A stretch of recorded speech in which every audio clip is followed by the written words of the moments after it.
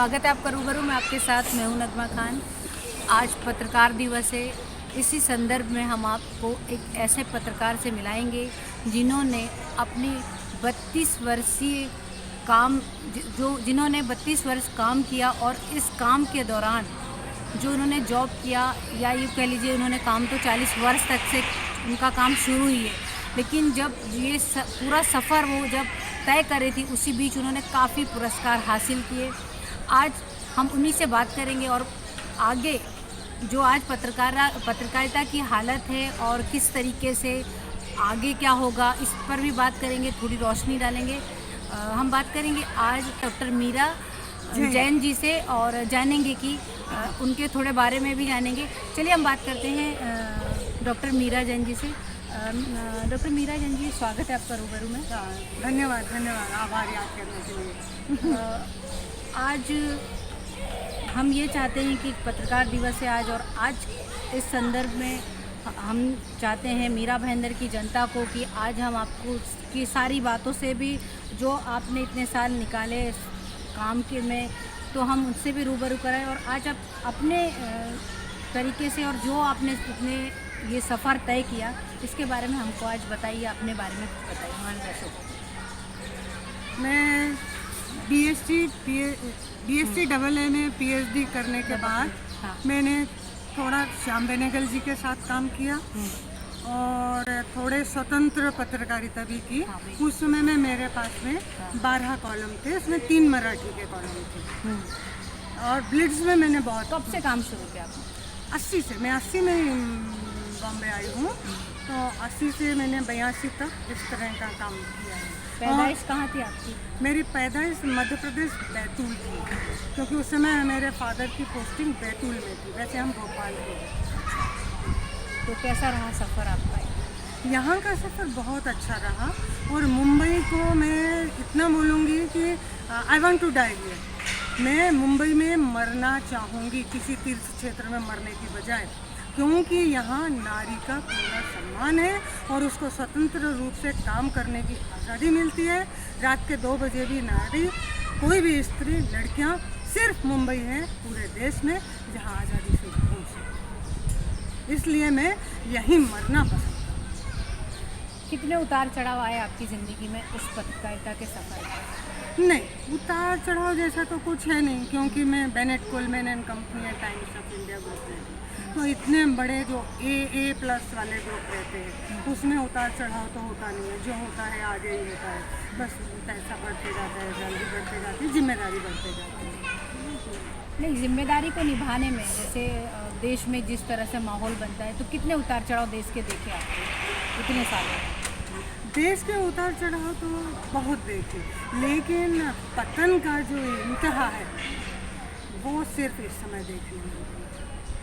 इससे ज़्यादा पतित और इससे ज़्यादा मतलब पत्रकारिता नहीं करेंगे हम, कोई चीज़ों को RTI में ही नहीं रहने देंगे, हम सारी चीज़ें बेच डालेंगे और इस तरह का खौफ का माहौल और इस तरह का सस्पिशियस थिंग इससे पहले तो कभी नहीं था। बिल्कुल ऐसा लगता है कि हम फिर से मतलब वो 1857 की गदर की तरफ जैसे जा रहे हैं। अभी जो किसानों का आंदोलन चल रहा है इस पर आप क्या कहेंगे?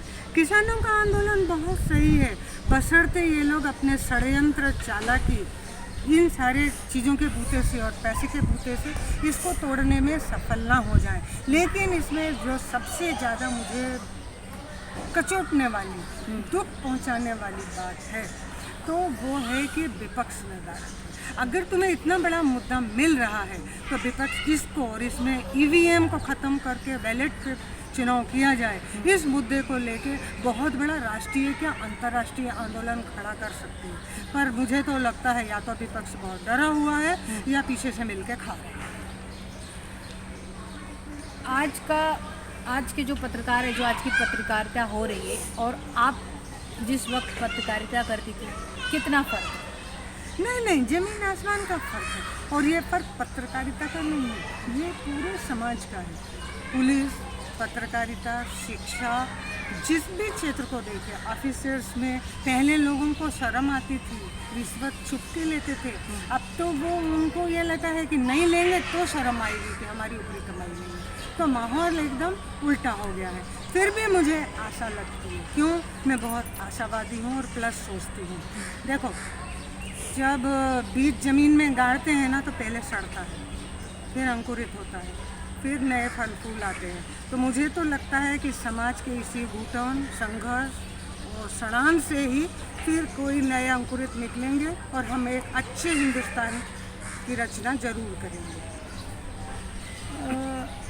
मैं ये जानना चाहती हूँ कि जैसे आगे वाली जनरेशन, अगर आज के जो गोदी मीडिया नाम दिया जा रहा है पत्रकारों को, ब्लैकमेलिंग में नाम आ रहा है, इस तरह के वाक़या हो रहे हैं, इस बीच कहीं ना कहीं जो अच्छे पत्रकार होते हैं वो मारे जा रहे हैं, उनकी मौतें भी हो रही है। जब वो मारे जा रहे हैं, मरवाए जा रहे हैं, हाँ, खरीदे जा रहे हैं, इस तरीके से हो रहा है। तो आने वाली जनरेशन जो इस तबके को किस तरह देखेगी, या उनको इस जर्नलिज्म में जाना है, वो क्या सोचेगी कि अभी जो एक आइडल सेट होता है ना कि भाई कहाँ हम किधर जाएं, एक ये रहता है, लोग डॉक्टर जिस तरह बनते हैं, तो डॉक्टर भी तो वैसे ही हो गए आज की। वही सारी डॉक्टर आज बचाने वाले कम, मारने वाले कम। ये जैसे आज का जो वक्त काम है, वो कैसे बनाए, झूठे ऑपरेशन करवा के हाँ। कैसे पैसा लूटे, हाँ। तो वो तो हर एक चीज में है। और नहीं, जैसे ये था कि पत्रकारिता, एक जर्नलिस्ट चौथा स्तंभ है देश का, एक पत्रकार, वो उसका काम है कि जनता जो भी कुछ सरकार कर रही है या जो भी कुछ दुनिया में हो रहा है उसको आगाह करना जनता को।